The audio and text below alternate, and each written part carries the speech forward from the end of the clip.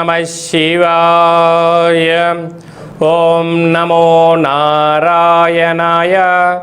ఓం కాళభైరవాయ నమో నమః. ఓం దిగంబరాయ విద్మహే గజవాహనాయ ధీమహి తన్నో కాళభైరవ ప్రచోదయాత్. హరి ఓం. మా ఛానల్కి స్వాగతం. చూస్తున్న వీక్షకులకు ప్రేక్షకులకు ప్రియ కాళభైరవ భగవద్బంధుకి స్వాగతం పలుకుతూ మమ్మల్ని ఎంతగానో ఆదరిస్తూ ఉండబడినటువంటి ప్రియ సోదర సోదరీమణులకు, జ్యోతిష్య అభిమానులకు, సనాతన ధర్మ సంరక్షకు అందరికీ కూడా ఆదివారం అమావాస్య సందర్భంగా, మిగులు సోమవతి అమావాస్య సందర్భంగా ఎలాంటి విధి విధానం పాటించాలి, అఖండమైనటువంటి అష్టకష్టాలకు స్వస్తి పలుకుతూ 8 సంవత్సరాల తర్వాత అధిక జ్యేష్ఠమాస అమావాస్య సందర్భంగా ఎలాంటి విధి విధానం పాటించడం వలన రాజయోగం కలిగి నరదృష్టిని, శత్రు ప్రభావాలను ఎలా తొలగించుకోవాలో సవివరంగా సంపూర్ణంగా తెలుసుకుందాం. 1వ తారీఖు 6వ నెల 2026 నుండి 15/6/2026 వరకు ద్వాదశ రాశుల్లో గ్రహ గమనాన్ని వీక్షింపచేద్దాం. విశేషంగా కుజభగవానుడు మేషరాశిలో స్వక్షేత్ర సంచార స్థితి, వృషభ రాశిలో రవి సంచార స్థితి, మిథున రాశిలో త్రిగ్రహ సంచార స్థితి, బుధ భగవానుడు స్వక్షేత్రకారకుడు, అక్కడే చివరి రోజు అయినటువంటి దేవగురు బృహస్పతి సంచార స్థితి, 2వ తారీఖు నుంచి కర్కాటక రాశిలోకి ఉచ్చ స్థితిలో సంచార స్థితి జరగబోతుంది. మరియు అక్కడే శుక్ర సంచార స్థితి, సింహరాశిలో కేతు సంచార స్థితి, కుంభరాశిలో రాహు సంచార స్థితి, మీనరాశిలో శని భగవానుని సంచార స్థితితో ద్వాదశ రాశుల్లో గ్రహ గమనాలు ఈ విధంగా ఉన్నాయి. వృశ్చిక రాశి వారికి 12 సంవత్సరాల తర్వాత విపరీతమైన అదృష్టం కలుగుతుందని చెప్పి గమనించాలి. వృశ్చిక రాశిలో ఏ నక్షత్రాలు వస్తాయనగా విశాఖ నక్షత్రంలో చివరి పాదం 4వ పాదము, అనురాధ నక్షత్రంలోని 4 పాదాలు, జ్యేష్ఠ నక్షత్రం 4 పాదాలు కలిపితే వృశ్చిక రాశి. రాశాధిపతి కుజ భగవానుడు. వీరికి అర్ధాష్టమ రాహు, 5వ స్థానంలో శని భగవానుని సంచార స్థితి, 6వ స్థానంలో కుజుడు స్వక్షేత్రకారకుడు 8 సంవత్సరాల తర్వాత అధిక జ్యేష్ఠ మాస సందర్భంగా సంచరిస్తున్నారు. అలాగనే 7వ రవి సంచార స్థితి.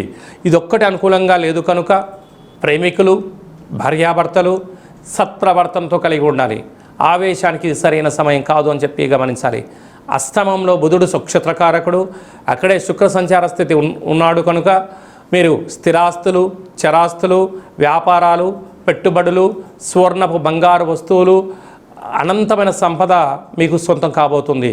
12 సంవత్సరాల తర్వాత దేవగురు బృహస్పతి ఉచ్చస్థితిలో కర్కాటక రాశిలో భాగ్యస్థానంలో సంచారం చేస్తూ ఉన్నారు కనుక వివాహం కాని వారికి వివాహ యోగము, వివాహమైన వారికి రాజయోగము, ఉద్యోగ ప్రయత్నం చేసేవారికి ప్రమోషన్లో ఉండబడిన వారికి అనంతమైన కీర్తి ప్రతిష్టలతో రాజ సన్మాన గౌరవాలు కూడా పొందబోతున్నారు.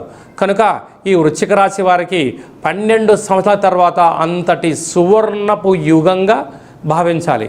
అదే కాకుండా అధిక జ్యేష్ఠమాస ఆదివారం అమావాస్య సందర్భంగా, సోమవారం అమావాస్య సోమవతి సందర్భంగా మీరు విశేషంగా బియ్యపిండిలో దీపాన్ని ఏర్పాటు చేసి ఆ యొక్క గండా దీపాన్ని ఏర్పాటు చేసుకొని వీటిని బ్రాహ్మణుడికి కానీ స్త్రీమాతకు కానీ దానం చేసినట్లయితే సకల దోషం తొలగి అదృష్టం ఐశ్వర్యం కలుగుతుందని చెప్పి గమనించాలి.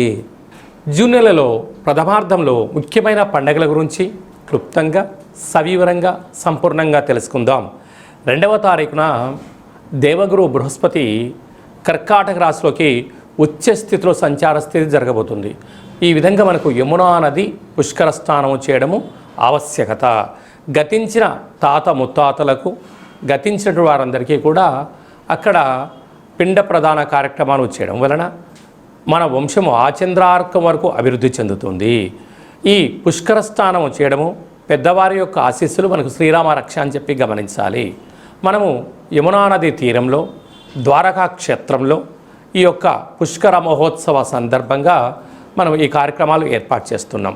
వెళ్ళలేనటువంటి వారు ఈ కింద నెంబర్ సంప్రదించి ఎవరి గోత్రనామంలో అయితే అక్కడ కార్యక్రమాలు చేయించాలో వాట్సాప్లో పంపించగలిగినట్లయితే అక్కడి నుంచి మీకు వీడియో కాల్ ద్వారా ప్రత్యక్ష పూజా కార్యక్రమం చేయించి మీకు ఆ యమునా నది పుష్కర జలాన్ని అందజేయడం జరుగుతుందని చెప్పి గమనించాలి.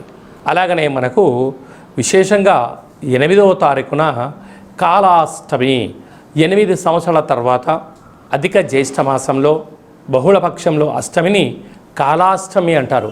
కనుక కాలాన్ని జయింపజేసే శక్తి కాలభైరవుడికి ఉంటుంది. కాలభైరవుడి యొక్క స్మరణ ధ్యానము ఉత్తమమైనటువంటి జీవితానికి స్వాగతం పలకవచ్చు అని చెప్పి గమనించాలి. 13వ తారీఖున శని త్రయోదశి. ఆ శని భగవాన్ యొక్క స్మరణ ధ్యానము దీపము అభిషేకం వలన శని దోషాలు తొలగిపోతాయని చెప్పి గమనించాలి. 14వ తారీఖున విశేషంగా ఎన్నడూ లేనటువంటి విధంగా 8 సంవత్సరాల తర్వాత అధిక జ్యేష్ఠమాస బహుళపక్ష అమావాస్య ఆదివారం. అలాగనే మిగులు 15వ తారీఖున సోమవతి అమావాస్య. అమావాస్య అనగానే మనకు ఇంటి ముందర గుమ్మడికాయని తీసి పగలగొట్టుకోవడం, కుళ్ళిపోయిన గుమ్మడికాయని తీసి బయట వేసేసుకోవడం, గుమ్మడికాయ కట్టుకోవడము, సకలమైన నరదృష్టి వాస్తు దృష్టి దోషాలు తొలగించుకొని యంత్ర మంత్ర తంత్ర సాధన చేయడం వలన అఖండ అష్టైశ్వర్యాలు కలుగుతాయి. ఇది అధిక జ్యేష్ఠ మాసం విశేషంగా ఆదివారం అమావాస్య సందర్భంగా మనము ఏ చిన్న ఆవగింజంత పూజా కార్యక్రమాలు చేసినా గుమ్మడికాయంత ఫలితం కలుగుతుందని చెప్పి గమనించాలి. కనుక ఈ కింది నెంబర్ని సంప్రదించినట్లయితే ఎవరెవరు ఎలాంటి పూజా కార్యక్రమాలు చేసుకోవాలి, గ్రహదోషాన్ని నరదృష్టిని భూత ప్రేత పిచాచ బ్రహ్మణ యక్షర యమదూత సకల గ్రహదోషాన్ని తొలగించుకోవాలి, తంత్ర ప్రయోగాల నుంచి తాంత్రిక ప్రయోగాల నుంచి ఎలా బయటపడాలో ఆధ్యాత్మిక సలహాలు సూచనలు ఇవ్వడం జరుగుతుందని చెప్పి గమనించాలి. అలాగే మీ వ్యక్తిగత జాతకం తెలుసుకోవాలనుకుంటున్నారా? మీ యొక్క పేరు, పుట్టినటువంటి తేదీ, నెల, సంవత్సరం, పుట్టిన సమయం రాసి వాట్సాప్లో పంపించగలరు. 100 సంవత్సరాల జాతకాన్ని రాసి పంపించి మీరు పుట్టినప్పుడు గ్రహ గమనాలు ఎలా ఉన్నాయి, ప్రస్తుత కాలం ఎలా ఉంటున్నాయి, భవిష్యత్తులో ఎలా ఉండబోతున్నాయో సవివరంగా సంపూర్ణంగా తెలియజేయడం జరుగుతుందని చెప్పి గమనించాలి. డేట్ ఆఫ్ బర్త్లు లేనటువంటి వారికి పేరు యొక్క మొదటి అక్షరాన్ని అనుసరిస్తూ రాసే స్థితిగతులు తెలియచేస్తూ రమణ శాస్త్రం ద్వారా అనగా గవళ ద్వారా భూత భవిష్యత్ వర్తమానాన్ని తెలియజేయడం జరుగుతుంది. ఈ కింది నెంబర్ని అపాయింట్మెంట్ తీసుకొని సంప్రదించగలరు. జాతకాన్ని తెలుసుకుందాం, జీవితంలో రాబోయే అదృష్టాన్ని తెలుసుకుందాం, దురదృష్టాన్ని దూరం చేసుకునే మానవ ప్రయత్నం చేద్దామని చెప్పి గమనించాలి. అందరికీ ఆదివారం అమావాస్య సోమవతి అమావాస్య ఆశీస్సులు పుష్కర భగవాన్ యొక్క ఆశీర్వాదాలను కోరుకుంటూ మనసారా ఆశీర్వచనం. శతమానం భవతి శతాయు పురుష సతేంద్రియ ఆయుష్యేవేంద్రియే ప్రతిష్టతి ధనం ధాన్యం బహుపుత్రలాభం శత సంవత్సరం దీర్ఘమాయు సర్వే జనా సుఖినో భవంతు లోకా సమస్తా సుఖినో భవంతు సర్వం కాళభైరవ దేవతార్పణమస్తు. హరి ఓం. ఈ వీడియో మీకు నచ్చినట్టయితే లైక్ చేయండి, షేర్ చేయండి, మా ఛానల్ని సబ్స్క్రైబ్ చేసుకోండి. అందరికన్నా ఆధ్యాత్మికమైన వీడియోలు మీరు ముందుగా చూడాలి అన్నట్టయితే ఆల్ అనే బటన్ని ప్రెస్ చేసి గంట సింబల్ ప్రెస్ చేసి ఆధ్యాత్మిక భక్తి సమాచారాన్ని భగవద్బంధులకు మిత్రులకు చేరవేసి హిందూ ధర్మాన్ని కాపాడండి.